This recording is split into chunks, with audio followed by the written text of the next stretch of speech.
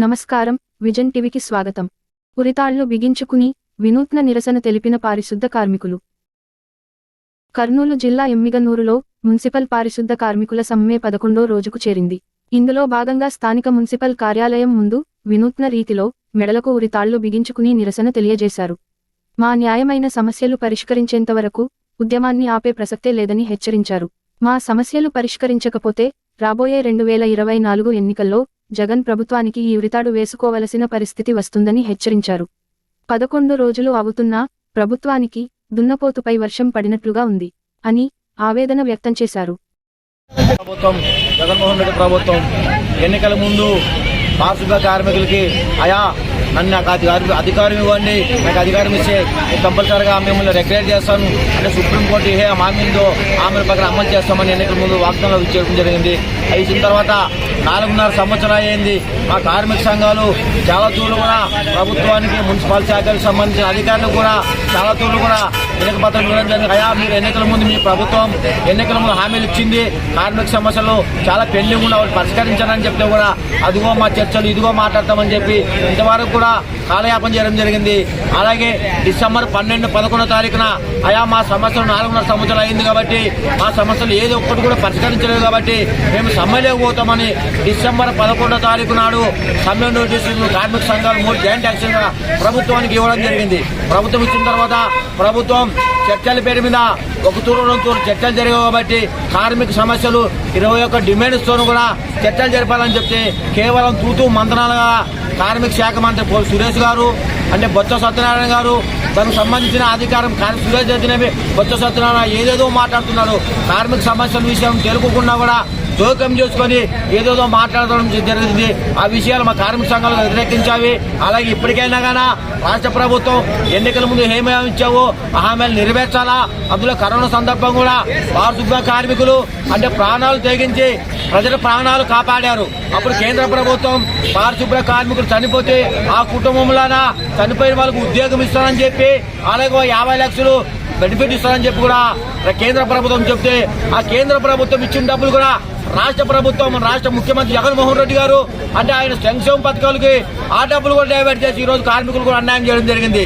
అలాగే ఇప్పటికీ 124 మున్సిపాలిటీలు ఉన్నవి, మున్సిపాలిటీ సమ్మె చేస్తున్నవి. నువ్వు తక్షణమే సమ్మె కార్మిక సమస్యలు 21 సమస్యలు డిమాండ్ పరిష్కరించకపోతే మున్సిపల్ కార్మికులు అంటే పారిశుద్ధ కార్మికులు మాత్రమే సమ్మె చేస్తున్నావు. ఇప్పుడు మిగతా సెక్షన్ ఇంజనీర్ సెక్షన్ మున్సిపల్ సిబ్బందిని కూడా అందరినీ సమ్మెలోకి తీసుకొని పెద్దలు మా సమస్యలు పరిష్కరించే వరకు కంపల్ చేస్తామని చెప్తూ నా పేరు ప్రసాద్ అయ్యప్ప జిల్లా అధ్యక్షుడు. సరే మిత్రులారా, రాష్ట్ర వ్యాప్తంగా మున్సిపల్ కాంట్రాక్ట్ అవుట్సోర్సింగ్ కార్మికుల యొక్క సమస్యలపైన మరి దాదాపు నెల కిందనే సమ్మె నోటీస్ ఇవ్వడం జరిగింది. అయితే మొక్కుబడిగా ఆదిమూలం సురేష్ గారు కేవలం సబ్జెక్టు లేనట్ల చర్చలు జరిపి ఈరోజు కార్మిక సంఘాలకి అబద్ధాలు చెప్పి టైంపాస్ చేస్తున్నారు. ముఖ్యమంత్రి గారు మరి హామీలు ఇచ్చినటువంటి సమస్యలు కూడా ఆయనకి గుర్తు రావడం లేదంట. అలాగే సజ్జల రామకృష్ణ రెడ్డి గారు ఏమంటారు, బొత్స గారు ఏమంటారు, సీఎం గారు హామీలే ఇవ్వలేదంట. ఎంత అబద్ధాలంటే ఎన్ని అబద్ధాలు మాట్లాడి ఈరోజు రాష్ట్ర పరిపాలనలో ప్రజలను ఒక పక్క మున్సిపల్ కాంట్రాక్ట్ అవుట్సోర్సింగ్ కార్మికులు ఒక పక్క మోసం చేసి అబద్ధాలతో పాలన చేస్తున్నారు. అటువంటి తరుణంలో రాజ్యాంగం ప్రకారం సుప్రీంకోర్టు తీర్పు ప్రకారం రావాల్సినటువంటి కనీస వేతనాలు రావాల్సినటువంటి సమాన పనికి సమాన వేతనం రెగ్యులర్ చేసే అంశము గ్రాట్యుటీ సుప్రీంకోర్టే చెప్పింది.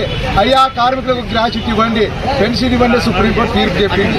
సుప్రీంకోర్టు తీర్పును కూడా ఈరోజు బొత్స సత్యనారాయణ గారు ఆయన సబ్జెక్ట్ లేకున్నా ఆయన శాఖ కాకుండా మున్సిపల్ శాఖలోకి వచ్చి అబద్ధాలు చెప్పి సీఎం గారు చెప్పలేదని చెప్పి సజ్జల రామకృష్ణ గారు బొత్స గారు అబద్ధాలు చెప్పి ఈరోజు టైం పాస్ చేసి ఈ యొక్క కార్మికులు తప్పుదో పట్టించే విధంగా పరిపాలన చేస్తున్నారు సీఎం జగన్ గారు. మరి ఈరోజు ప్రజాదరణ కోల్పోతున్నటువంటి మెంటల్లో ఈరోజు కార్మికుల సమస్యలు పట్టించుకోవడం లేదు. అయితే రాష్ట్ర ప్రజలు ఈరోజు మలేరియా, డెంగ్యూ ఈ రాష్ట్రంలో ఇది అవుతున్నాయి, ఎక్కువైపోతున్నాయి, చనిపోతున్నారు, పిల్లలకు రోగాలు వస్తున్నాయి. ఈరోజు పారిశుద్ధ కార్మికులు కాంట్రాక్ట్ అవుట్సోర్సింగ్ కార్మికులు 11 రోజు సమ్మెలో ఉన్నారు. మరి ఈరోజు వాళ్ళ సమస్య పరిష్కరించి ప్రజలకు సేవ చేసే విధంగా ప్రభుత్వం జల్దీ సమ్మె విరమించాలని చెప్పి ఇక్కడ మేము సిఐటిగా కార్మిక సంఘాలుగా ఈరోజు ప్రభుత్వం డిమాండ్ చేస్తున్నాం.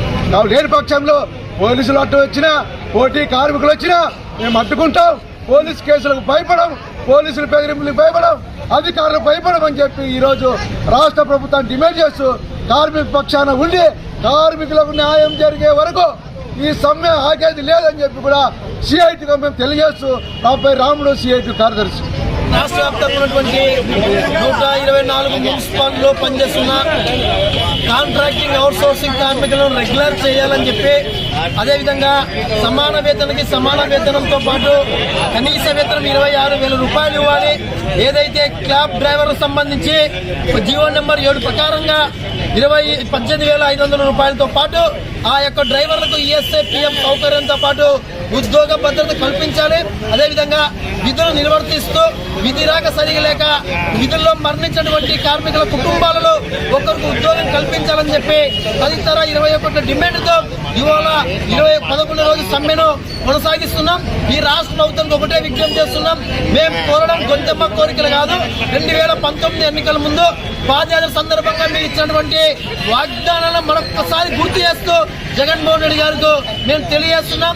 మా ప్రభుత్వం వస్తే మన యొక్క కార్మికులను రెగ్యులర్ చేసిన చెప్పినటువంటి వ్యక్తి మీరే కాబట్టి కనీస వేతనం 26,000 ఇస్తా చెప్పినటువంటి వ్యక్తి మీరే. ఇవాళ 4 ఏళ్ల అధికారంలో పైబడినప్పటికి కూడా ఇవాళ సమస్యలు పరిష్కరించుకోకున్నట్టు ఎక్కడ దాక్కున్నావు జగన్మోహన్ రెడ్డి.